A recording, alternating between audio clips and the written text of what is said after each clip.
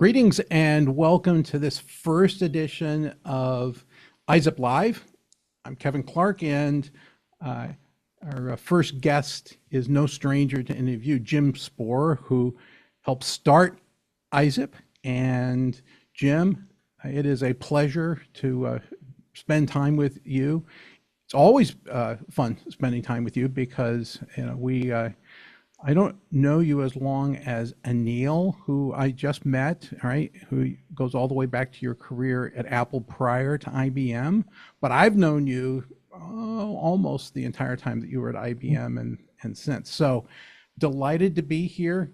And thanks again for the invitation to join this organization or be part of it at a applied, human factors and ergonomics conference. All right, that was. I said, "Oh, I don't know anything about that."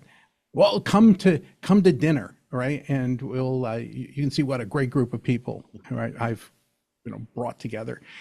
So a little. Let's just go ahead and start with what was the initial impulse that you had that said this organization needs to exist, right, for the stewardship of service science. Tell us what the impulse was. Sure. But first, I want to thank you, Kevin, for doing this, creating this ISIP Live series. And I know you're going to be interviewing a lot of other people. Mm-hmm. So the good thing about that is that I know you're going to interview Haluk, who was also there at the Mm-hmm. beginning, and a lot of other people. So this version of it's going to be definitely, my trace, but I think when people put it together with all the other perspective, it's going to be really good. And that first time we got together and I asked you to become an ISIP ambassador, that was a great day. We were in San Francisco. There was a nice ISIP dinner. There were lots of ISIP people there from the ISIP session, so lots of good memories, Kevin. 100%. And occupational hazard. Before I put in my 30 years at IBM, I was behind a mic at NPR at an affiliate station, and so this is as I you know progressed. This became Old Home Week, right, for me to talk to people. This is fun, right? Yeah, So. yeah. Um, well, the initial impulse, came from, and I'm going to do a little bit of screen sharing. I hope that's okay, because there are two. Uh, uh, well, actually, maybe I have to do this. Um, sorry, I'm going to just quickly thank you again, Kevin, for this opportunity. But in the actual origin story goes back to IBM starting service science, and I already see a typo I'm going to create, and I'll post these slides along with this presentation here. But uh, in 2002, um, IBM asked me to start the Service Research Center for all of IBM research globally. And we were based at IBM Almaden. And I see another typo. Sorry. I'll stop correcting typos and do it later. But yeah, we at IBM in 2002 decided that we needed to start uh, the discipline of service science. Now, the reason for that, and now I'll go to this slide, which is really what I want to get to. Um, we talked to James March at Stanford, and we talked to Henry Chesbrough at Berkeley, and they were very instrumental in us understanding, you know, how do you create a new academic discipline? And a big part of creating an academic discipline is you've got to have a professional association that goes along with that discipline. So, absolutely, Kevin, we knew as early as 2002, we knew someday if service science is going to be successful, there's got to be a successful professional association associated with that discipline. So That was the initial impulse. We didn't get around to it till 2012, 10 years later, and there's a whole story in that. But that was the original impulse is we needed a professional association associated with the transdiscipline of service science. You're on mute, Kevin. Thought I unmuted and it didn't take. Really interesting because this is like a reprise for, in IBM's history, because in an earlier era, the company said, "Oh, you know what? We need a computer science degree, right?" Exactly.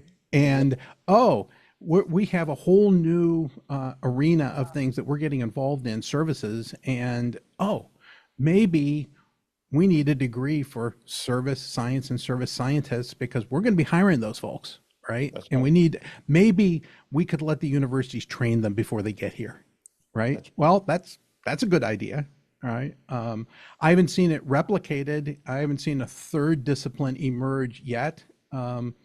Maybe, something else will happen, but in any event, this was you know, one, it was characteristic for an investment that the company had made before, and two, um, this was also part of, a continuation of your role interacting with universities, that's right. right? Out of the Almaden Research Center, and having, I don't know, roughly equivalent to, our past president Deb Stokes, right, to the role that she has at Dell, right? A lot of interaction with universities, colleges, and so on and so forth. So all good. Jim, as you started to charter ISSIP, who are the first people that you reached out to? You talked about Haluk, all right? And so our current president, who's a great contributor to service science, very active, he publishes.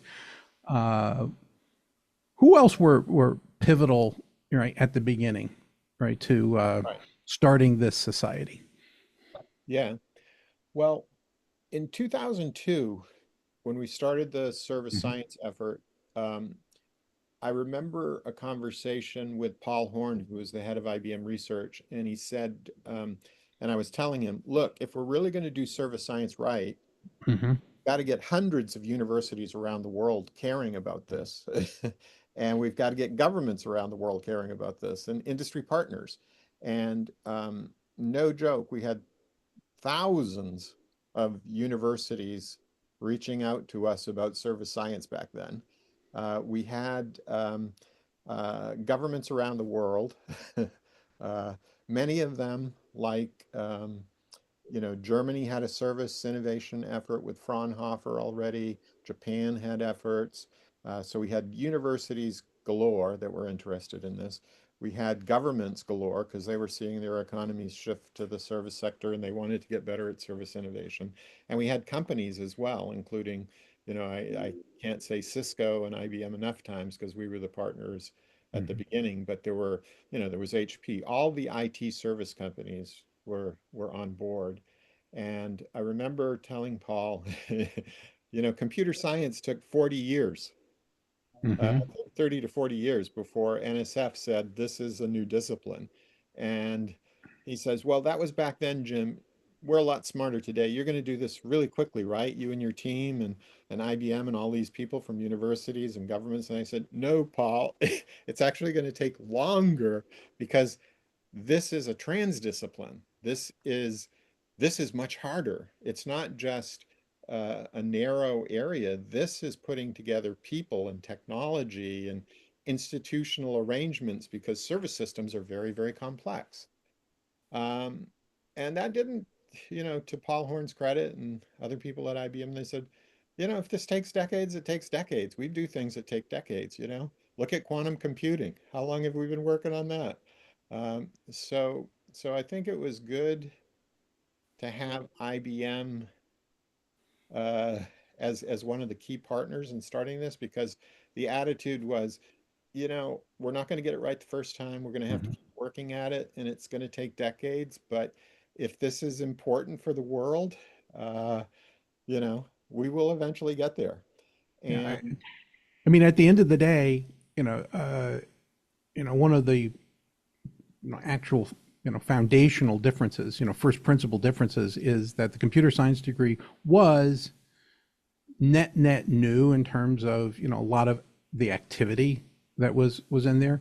Service science is amassing centuries of human interaction and trying to corral it, right, and name it, give it a pedigree and allow people to practice in it. All right, but it wasn't like that was inventing a space. It was the continuing evolution of human interaction, right? that's right, interaction and change. And I Mm-hmm. just have to show one more slide to help bring that point home. Let me see if I can change the slides. Um, yeah, this slide right here. Mm-hmm. So when we went out to the universities, Kevin, we went out to engineering schools, we went out to business and economic schools, social science, operations research, design, cognitive science, marketing was a big leader and still is in the service research area, computer science, of course. And every single discipline we talked to at every single university said, they'd put their, I remember people literally putting their hand on my shoulder, this kid from IBM, because I was younger. They said, Jim, we're already doing service science.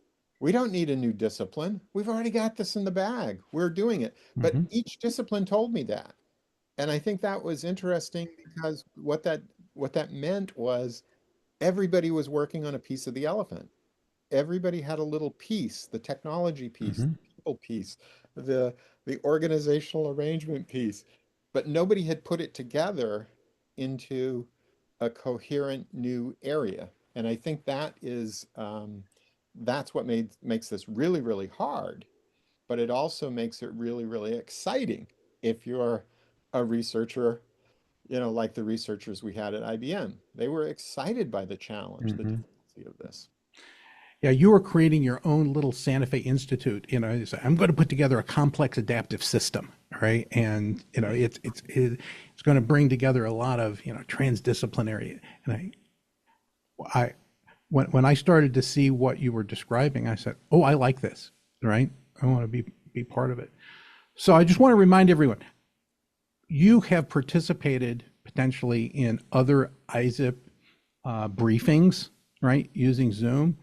Difference with ISIP Live is you're going to get to ask questions, right? And so we are going to be opening up to questions. Think about what you want to ask Jim, and we'll go back to kind of our Hollywood Squares format, right? So you can see each other, and we can hear your voices. So, Jim, let's project forward now. Forget about what I'm doing, right? I've got a planning, right, team that's working on a 5-year horizon for ISIP, but forget about that, right? For you personally, right, where would you like to see ISIP as a society 10 years from now? What is your aspiration for the society? Well, we still have a long way to go to get the professional association working for students, people in their career, and retirees. And I think, the work that we're doing with the uh, study guide and the ISIP certification, that's finally coming along.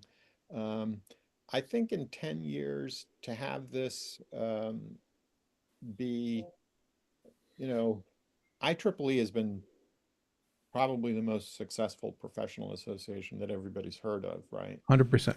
Um, but there are others, that are very good. There's Informs for operations research. There's AIS for information systems. There's ACM for computer science. If you look at the professional associations that are out there, they're not going away. Just like universities aren't going to Mm-hmm. go away in the AI era, professional associations aren't going away. And the great thing about professional associations is you really do have this um, lifetime relationship with, you can start as a student and stay with it your whole, you can change jobs, you can change universities, you can retire, you know, Hmm. being part of a professional association is a big, big deal if you want to build your network of people that, you know, share, um, a lot through their whole lives. So yeah, I think in 10 years, if we could, uh, you know, not even be half of IEEE, right? But be Hmm. somewhere, you know, still in existence, still a nonprofit professional association, not chasing every little, new technology that comes along. Um, because like in 2012, when we started ISIP, the first thing that happened was data science came along. And everybody said, oh, we don't need service science anymore because we got data science. Data science is everything now. That's got the data, blah, blah, blah, blah. And that became the bit wave that was at universities. And then and then the data science wave dies down and the artificial intelligence. Oh, we don't need data science anymore. We got artificial intelligence because and who knows, it may be quantum computing. We don't need artificial intelligence. We got quantum computing. So I hope that, we don't lose the simplicity and focus of being a professional association. That Hmm. is, that's why we were created. Hmm. That's in our mission statement in our bylaws. If, people can come along with great ideas about what ISIP should be, and we encourage that, obviously. But if it's such a great idea, go off and do it. If it's Yeah. not a professional association, I'm personally not interested. It's got to be, we've got to be creating something that's a professional association that people care about through their whole career. Are we there yet? Absolutely not. All right. Absolutely. I like that. Here's my last question before we go to Q&A. If let's pretend like you haven't recruited me yet, okay? We haven't had that conversation, at the bar, Yep. right? Where you're saying, "Hey, Kevin, let me tell you what, I got something really good for you, buddy." Okay, give me the elevator speech. Tell everybody who's on the call or that will listen later what is the right thing to say to someone who has never heard of ISIP and should consider it. Yeah, I think the basic message we have at ISIP is think about service in your life. From the minute you get up in the morning and you flip on the light switch to look at your smartphone, to turn on your faucet, to go to the coffee shop, to get in the transportation system of your choice, use the communication system of your choice, the finance system of your choice. Hopefully, there's law and order in your realm. Dun dun. I'm done. Exactly. But everybody is connected to service, and service Right. is what connects us to each other. So, are there things more important than service? Sure. But service matters. Service matters to you as an individual person. Service, higher quality service, better service is what we all desire. So join ISIP and help us. We're still got a long way to go. We're Mm-hmm. still learning a lot, but help us advance service science, help us advance service innovation.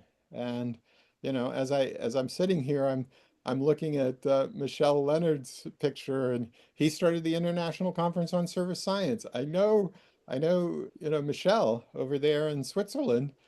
He's dedicated a big part of his life to this effort as well. And I see Anil Srivastava, who I knew at Apple, and we were into educational service together. How do we make education better, which is a service? So service is very fundamental. Healthcare systems. I'm getting older. I want a better healthcare system. Mm-hmm. Um, you know, is it boiling the ocean? Is it too much? Well, it's a lot, Yeah. Yeah. but but it's every single interaction, every single change process. That's data for service science. And if we can make service better, it benefits everybody. It benefits business, it benefits society. Fantastic. I I couldn't agree with you more about, being self-invested in wanting to bring about the future that you want to live in, right? Yeah, The reason I wrote the healthcare robotics book is I said, I would like to have that assistance, right, when I'm, getting on in age, right, to be able to continue to live, uh, both in the place and in the way that I want to. All right. right. Beyond by the way, beyond the robots, I would like to be able to, have the assistance of, augmented, augmentation to my legs that I could strap on some assistance, because the thing that keeps you out of the nursing home is walking, period. Absolutely. Right. And so I'm tracking that technology very carefully. So I'm going to, the two people that you talked about, that's where we're going to start our Q&A conversation. Uh, Michelle, join us. Anil, join us. You heard, Jim's, outline of where ISIP started and where he sees it going. We're delighted to have you here on our first episode. Questions or thoughts for Jim? Michelle? Me? Yeah, Yeah, we would be you. delighted to hear from you, sir. How are things in Switzerland, Michelle? Yes, thank you a lot. Thank you, Jim, for all your knowledge or your creation with service science. Thank you, Kevin, for the organization of this meeting. I have always um, a full many questions to speak with Jim always. And maybe it's interesting for other people. Now I am retired, but always very involved in the development of service science in my university and other universities.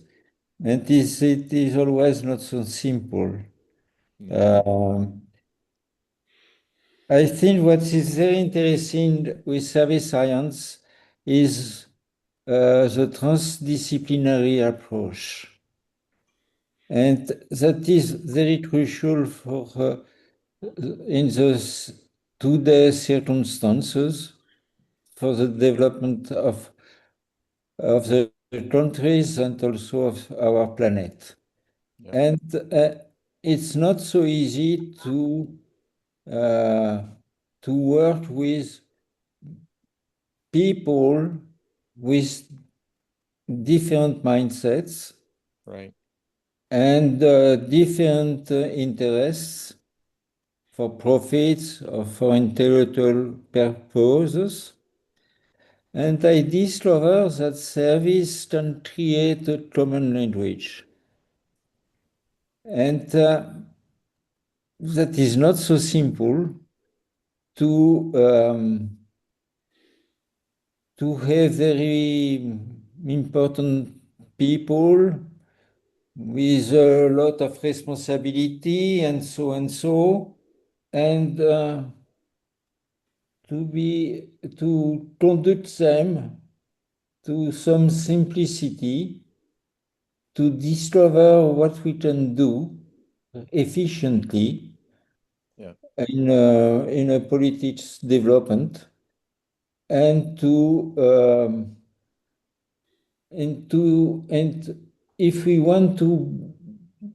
want to be efficient, and at the political level, all people want to be efficient, but how to be efficient, how to organize the political directions into concrete actions where a lot of people can work with interest, personal interest, and so that is not so easy. No. And I work in this domain today, and and it is and I can do that only with the support of service science. That is for me a real mm, how can I piece of work masterpieces for the mindsets of contributors who want to really contribute to make a kind of progress without fighting and so on. Thank you a lot, Michelle. Jim. Thank you, Michelle. Thank you. I couldn't agree more that creating, a common language and taxonomy is foundational to making service science or any, professional work properly, right? So that you can communicate effectively and specifically to each other. Anil, you go way back with Jim. Come on in. Thank you. Thank you for this opportunity, and it's good to be on this call. I think I've learned over my 40 years of knowing Jim, I've learned a lot. And one of the things that I realized, I'm not an academic. I'm much more of a person who's involved in implementing things. So I've tried to sort of carry this conversation with Jim, which used to be much more regular than now, to carry it into everything that I've been doing. And a lot of it has been in the health sector, health research, and Jim, as Jim mentioned, in education. And my effort has been how to permeate the quintessential philosophy of service science into all the projects that I've been working with. As the previous speaker said, it's not very easy because most people sort of do not perceive the service part of the whole business of what they're doing, whether it's education or health or anything. And fortunately for me, for a short while I worked with the hospitality industry, and what I learned was the service by itself was a very important aspect of everything that you do, and it is not about what you're doing, but the whole philosophy behind what you're doing, which is what. So I've sort of been following ISSIP from the beginning, not been very active contributor to ISSIP, but I definitely picking up the messages and taking it into work I do. So thank you very much for this opportunity, and I look forward to being involved. Anil, I was expecting you to say one more thing, which is Doug Engelbart should be on my hidden figures. Yeah. Shouldn't he? Yes, I know. Absolutely. He's standing behind, everybody's standing on Doug's shoulders to some Yes. degree from an interaction point of view. Yeah, and many of my young people think that it's by old man's tales when I keep on talking of Doug and talking of knowledge improvement networks and hyperscope and the whole idea of the knowledge connectivity. And I remember the sign at Almaden on the wall. I have the picture of it. So yeah, definitely. I mean, and those are things that have keep on going into my work, and I try to sort of share it. Much of my work has been in the developing countries, and so I'm hoping that I will be able to take that service science message into there, and maybe get an active participation from them into the ISSIP as such. Hey, Anil, you know what? In banking, there was a lot of innovation that took place in Africa because there were no bricks and mortar banks. So, the bank shows up on your phone. All right. We re-imported all that technology back into first world countries that because of necessity was invented someplace else. So the whole notion of, the body of knowledge that you have about things that are happening elsewhere in the world, it's important for us to pay attention to those things. Thank you, And Kevin. by the way, we're glad to have you involved. But everyone, if you find that you're at a stage in your career where you can't participate as much, invite someone else that that should be part of this, who is early or mid-career, right? Because this is the lifeblood of this organization. Thanks, Anil. All right. Thank So who else do we have that we want to that has a question for Jim. One of my team members is here. Julie, you want to ask a question? We'd be delighted to have you. It's midnight in Australia. Well, that's why I'm giving her an opportunity to do this before she said it's time to go to bed. Hey, Can you Julie. hear me? Okay. Hi. Hi. Yeah, sorry, it's a little bit late. I guess my question for Jim and also for you, Kevin, is how do you think the next 5 years are going to impact service science? And the reason I'm asking that is because I think a lot of people are now quite comfortable with the service design aspect. They understand it because it's become a part of the vernacular in a lot of industries. But then I'm coming from an industry where, for example, in mining, service design isn't really a thing because it's always been about production. But service science is going to be massive for them. And I feel like healthcare is now going into that service science because they've got to bring these systems and mash them all up together with something that they haven't done previously. But how do you feel it's going to change? And how do we as ambassadors or members of ISSIP communicate that? Because when I say service science, immediately I think a lot of people just think, oh, this is very academic. But I think the world is becoming academic. And just one last point for this is Sam Altman, in a interview very recently, mentioned that AI is. He actually came out and finally said that AI is not going to be getting rid of jobs, but what it's going to be doing is it's going to get rid of a lot of middle management or management that they only are, their role is having the one-on-ones or just delegating, and that expert manager role is coming back in. And Excellent. I thought that was interesting. And I started thinking immediately about service science, but I was kind of missing the links in there. And I thought, that's something I'd like to discuss with you and Jim. 100%. Jim, you start, and I'm just going to say, Julie, in a second, I'm going to praise your contribution to our planning work. But Jim, go first. Yeah, I think, and this kind of goes back to something that Michelle said. The technology piece of improving and innovating systems is easy for people to wrap their head around.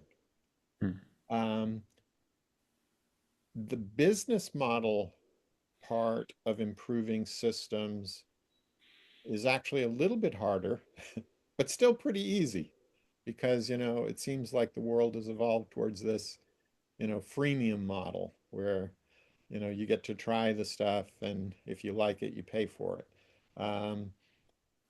But as Michelle said, the organizational, uh, the regulatory part that's there to prevent harms, we can thank artificial intelligence for putting that on people's radar at least, right? That didn't even used to be there. But getting that three-way, it's at least a three-way balance. We know it's even more, but Julie, you're asking a great question. I don't have a great answer. I don't know a good answer to your question. I think it's a very hard and important question for ISSIP and service science community. How do we get, if we had it solved, it would be easy to explain. It's like, oh, this is how you make the investments that balance the political and the technological and the business model so it works best for everybody. But we don't have that solution. So we're at a stage where we can look at different cases and say, in this case, the technology piece worked out really well. In this case, the business model piece worked out really well. In this case, the political mitigating harm piece worked out really, really well. So we can look at cases that are successful in all of these three realms, the social sciences, the engineering, technological, and the business, marketing. We can look at successful things, but I think we're still missing the tool in service science that allows us to simulate these very, very complex systems, as Kevin said. So Yeah. I'll just say, great question. I don't have the answer. I'll provide a partial answer as a strategist, all right, which is that these conversations have a tendency to go to places where it's easier to understand the fit, right? And therefore, flow psychology kicks in and it has a tendency to captivate and, dilate time because you get really interested in it, right? And it doesn't spread across to other industry sectors or professions, but it does it by adjacency, that you see it nearby and you say, oh, that's kind of cool. We should try that. All right. And, Julie's in mining, right? So it's very B2B. It's very much in the Joe Pine model. These are commodities, fungible things, right? It's pre-product, pre-service, pre-experience, pre-transformation as you move up the economic ladder of adding value. And, the fact is that service sits there in between, products and services because you can provide services for products and services can deliver experiences and transformations. But moving toward those fungible goods and that part of the economy, the adjacencies haven't presented themselves strongly yet, right? So I think that's the progression that I'm seeing, and I want to praise Julie because she provided for the work that we're doing a very focused view of how to do this by economic sector, and she used mining as her example because she's a subject matter expert, and it's fantastic. All right, it's a great lens to see other people becoming interested and catching that flow bug, all right, and getting really interested. And maybe one more thing to add to what Julie said. So I can't answer a question from Julie without introducing this strange word called servitization, right? And Michelle, like you said, we have to speak a common language, but a lot of people have invented this term called servitization, which nobody understands. A few of us do, but very few. But that is a business model innovation. Servitization is a business model innovation that's used by equipment manufacturers. The classic example is power by the hour. Rolls-Royce produced jet engines. Instead of selling the jet engines and letting the airlines maintain them, Rolls-Royce said, hey, we built them, we can maintain them. So you're going to lease, you're going to lease it instead of buy it. It's like rental cars. You're going to just lease it and use it, and we'll maintain it and we'll make sure it's ready to go. So that's servitization. But the business model innovations, the terminologies aren't very good. I'll give you another classic. I just want to add one thing, Jim, is that General Electric, when they were selling aircraft engines, Yes. they eventually, inside their strategy, came to the conclusion they weren't selling engines as their primary business model. What we sell is reliable thrust. That's right. Right. And once they changed their perspective and they said reliable thrust makes the airplane safer. If you screw it onto, your airframe, right, it'll be up in the air longer. It will lower your insurance costs. And if you lease it from us, we can lower your total cost of doing business. Yeah. Oh, that's a pretty good value proposition. That's servitization. That's right? right. So yeah, and servitization becomes much, much easier. The more sensors you have, the better technology for sensing and data feedback. You can start predicting when the engine's going to fail, so you don't have to repair it when it's broken. You can get ahead of the curve. So the other classic example for business model innovation that I love to share, and Kevin, you did the leapfrog one in the developing countries, but the sewing machine in the 1800s. People were still making their own clothes. And boy, if you could get a sewing machine, wow, you could start doing all kinds of stuff that you couldn't do with just a needle and thread, but they were so expensive. Oh my gosh. This advanced technology called the sewing machine had to permeate society. So, um, there were several companies that were producing them, and each had a limited sale and market. But then I can't remember, I think it was Singer, the Singer sewing machine. He said, I'm going to invent the installment payment plan because if they put up a little bit of the money, I'll give them the machine, and then they'll be able to take in sewing from their neighbors, and they'll be able to pay me back. And so the idea of the business model for the installment payment plan came out of the sewing machine, the Singer model. So, like I say, people get their heads wrapped around the technology part pretty easily these days. The business model, like servitization for mining and others, much, much harder. Uh, and I think the social political, as Michelle said, is even harder. Mm. But somehow we know eventually um, the externalities that aren't currently cost in the system, they will be. We will be able to come up with business models, technology designs, and the social organizational regulatory, the design of better rules that will do a much better job than the current systems do. And we'll learn how to invest in those to improve them. But right now we're in this kind of, you know, we're in the tube era of computing for service science, We got to keep replacing the tubes because we don't have a good sense. I don't know. I took all the tubes out of my television set when I was a kid and forgot the order, so I couldn't put it back together. And my parents had to pay a really big bill to have the tech come in and reconstruct the tube structure of our television. So in any event, I see that Stephen Kwan is with us, who is one of our fellows. Stephen, you want to jump in and join us? Sure. What can I?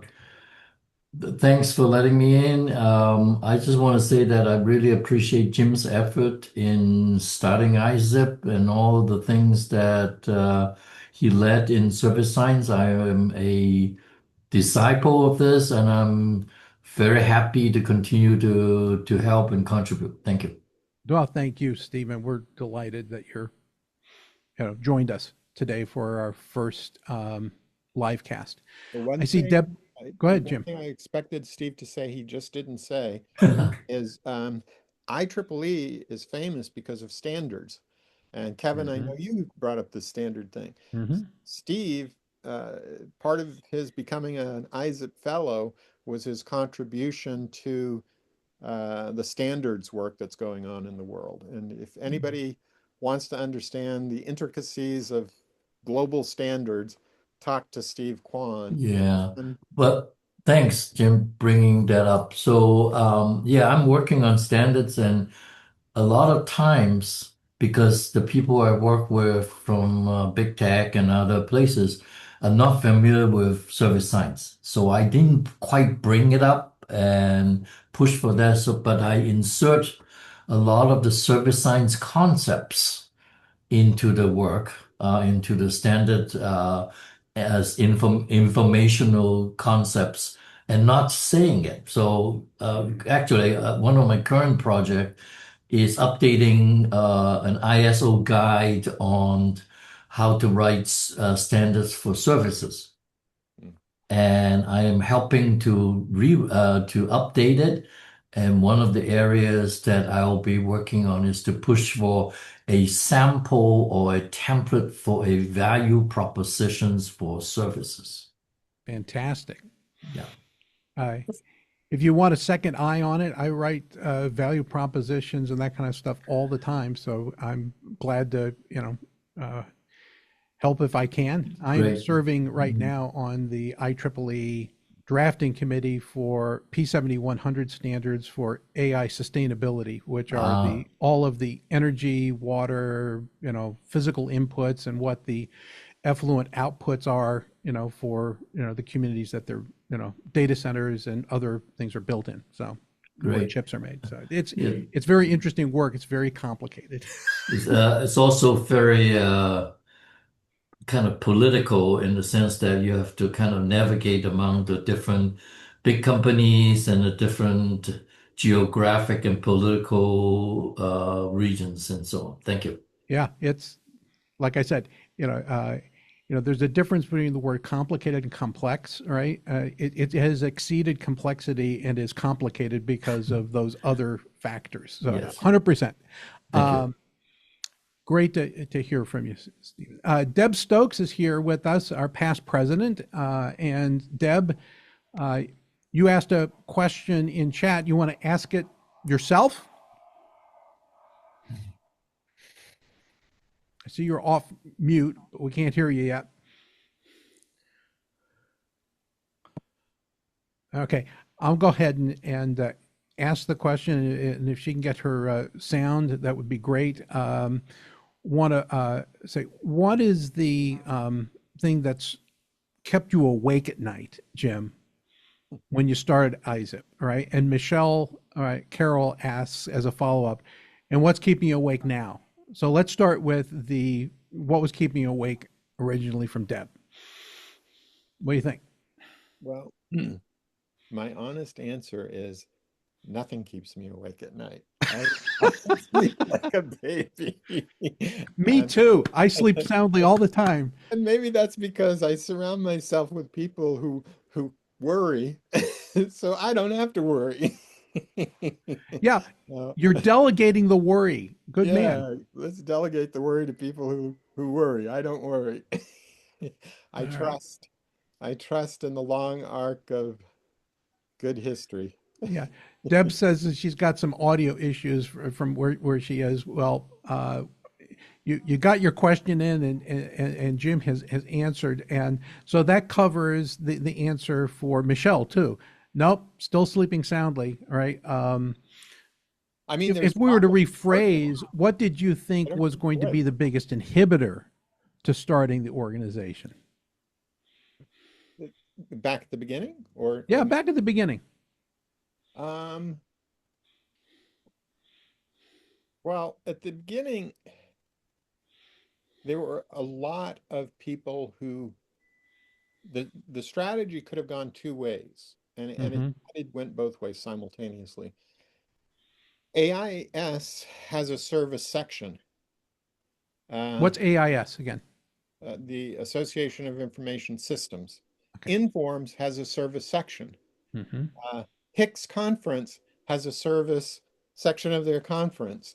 That's why we didn't start any new conferences or journals, because service is already getting out there in lots of little places. Yeah, right? Roland Roast's conference, all right, is an Yeah. example. You've been to it. I've keynoted at that conference before. Frontiers of Service Innovation, I think, is the name of that. Yes. Yep. IEEE has service computing. So a lot of people said, let's just get service everywhere, and we don't need to have ISSIP because, it's one more thing in the world that, we just need to put the little, start the little babies. And oftentimes and that's why we created the ambassador program, because we want to stay linked to all of those Yeah, 100%. service things.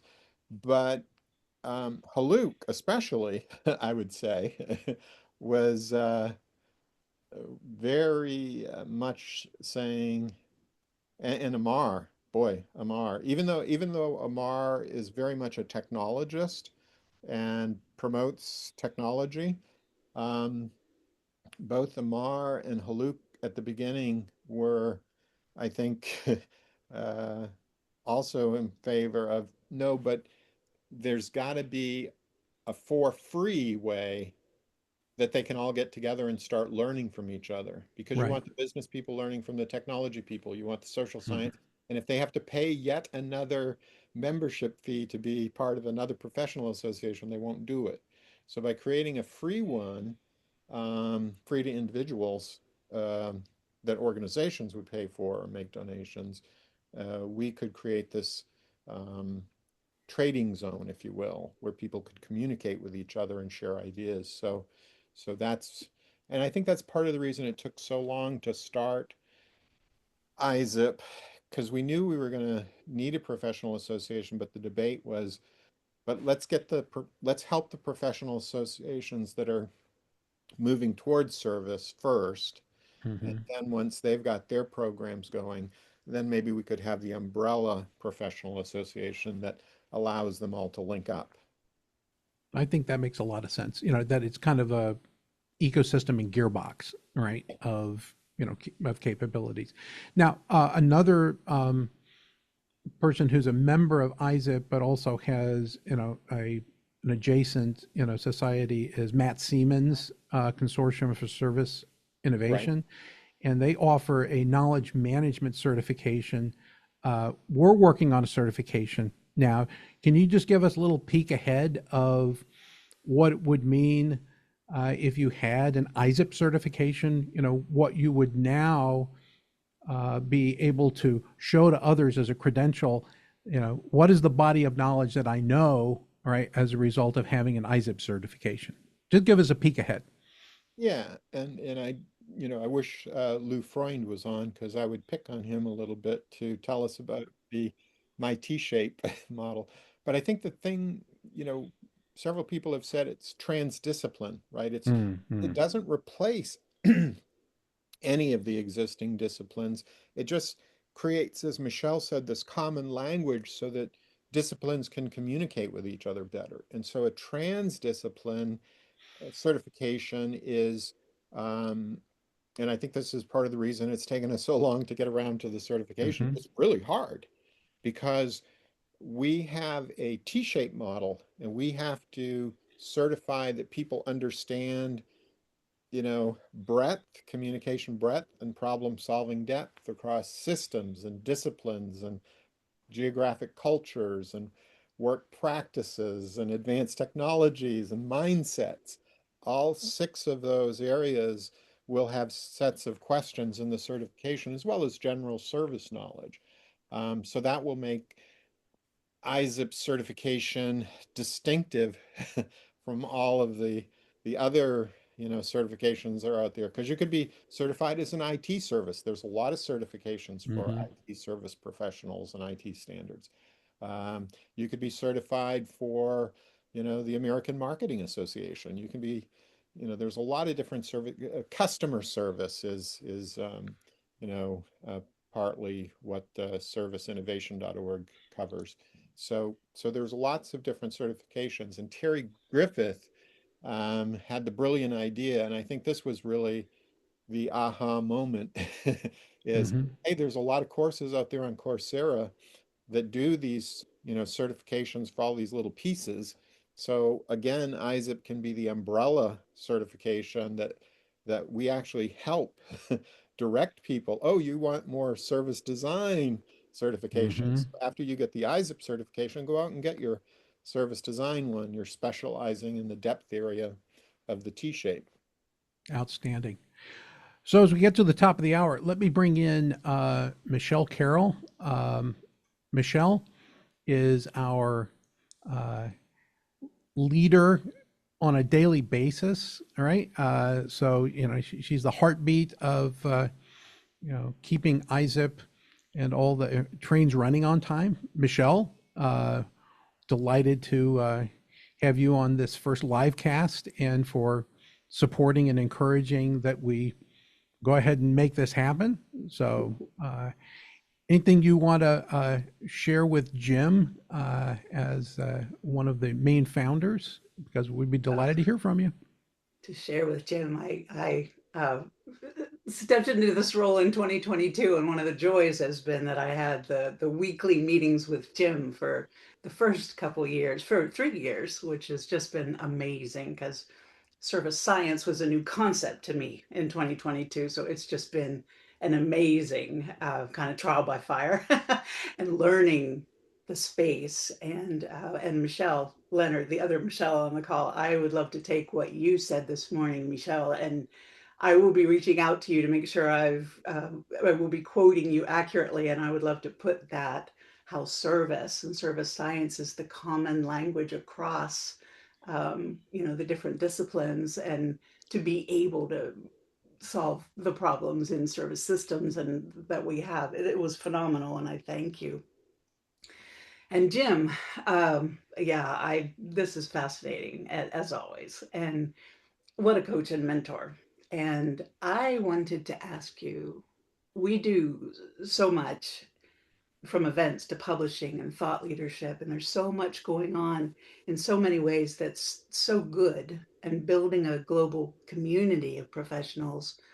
And what I heard you say earlier today is as we grow and we're defining what it is we do, and it's shaped by what the volunteers will lead and manage, because we're volunteer managed and run, with the exception of myself. Um, what would you say is the characteristic? You'd said, just let's not forget, we're a professional association. So, what is a characteristic or two of a top notch professional association? Right. The the very first thing to know about a professional association is they have student members, academic members, industry members, and retirees. So Okay, it's got that feel to it. It doesn't feel like, oh, it's just, industry people. Like you go to the serviceinnovation.org meetings, and it's all industry people, very few academics. If you go to the American Marketing Association meetings, it's mostly academics. um, if you go to, so getting that balance right is really important for a good professional association. And James March at Stanford, he's worked with Herb Simon, who won the Nobel Prize in economics. So James March started organizational behavior, and he was one of the few people that when I spoke to him, he said, "You're doing something bigger than organizational behavior. You're trying to create something bigger." And he said, "Good thing you got IBM behind you because this is an IBM scale problem." Yeah. A multi-generation IBM scale problem to get this going. But he was also clear that the thing that made computer science successful was that people could see if they got a computer science degree, they would get a job because there were these machines called computers. And he said, with service science, the biggest challenge you're going to have is there's no tool yet for simulating the complexity of service systems. So, so he said, ultimately, I think you're going to be a lot of entrepreneurs and a lot of consultants, but you got to give the entrepreneurs the tools they need and the consultants the tools they need to improve service systems. Um, but he was a great person for brainstorming, and again, I guess the short answer to your question, Michelle, is I don't know. Many things. Um, I think once we've got it, it's going to be easy. But given that we don't have it, it's very, very hard to explain, you know, what um, what we're missing. And I'll just have to leave it there. And we do get to talk still almost weekly because we use Slack and email We do.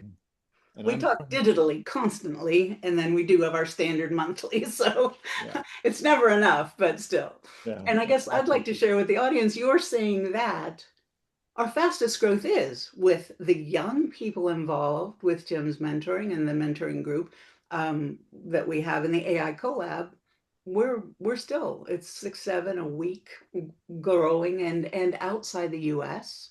And you can see on this call, it's a good, over 50 group also. So we've got, and I think what we're growing and targeting now is that kind of mid-career group. So the growth is in as you'd like to see it, and we've tripled in since 22 in number of folks. So it's looking good. The scale is what's exciting of what can happen. So 100%. Thanks, Michelle. And so, Jim, thanks again for being part of this first live cast. All right. Kicking us off here, kicking off the organization itself. All right. We'll hear from some of the other co-founders. And everyone, thanks for being part of this first ISSIP live cast. We're going to be doing more. Our cadence is try to pull off one of these every month with either one of our members, one of our leaders, perhaps an award winner. I've got a couple of award winners in mind. And, we might take a, month or two off because people are scarce in the summer. But we're going to do at least one more of these as we approach summer, and expect to have this as part of your, ISSIP society. We're delighted to do this. Jim, again, thanks very much for doing this. Let's keep this going. And if you have any suggestions for people that we should have on ISSIP Live, just write to us. Thanks much. Cheers. Cheers. Thanks, Kevin. Thanks, everyone.